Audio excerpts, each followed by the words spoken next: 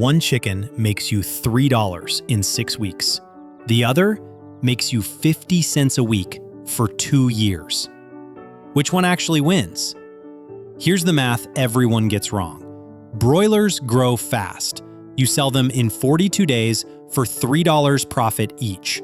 Layers give you eggs, 50 cents per week, for 104 weeks. Broilers sound better, fast cash, quick turnaround. But here's the trap. Broilers eat $8 in feed before you sell them for $11. Your margin is razor thin. One disease outbreak wipes out your entire profit in 3 days. Layers eat $6 in feed, but generate $52 over 2 years. Even when egg prices crash, you're still collecting. Most beginners chase the fast money, then lose everything when feed costs spike.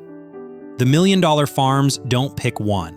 They run both and use broiler cash to cover layer feed during slow months. It's not which bird pays better, it's which loss you can survive.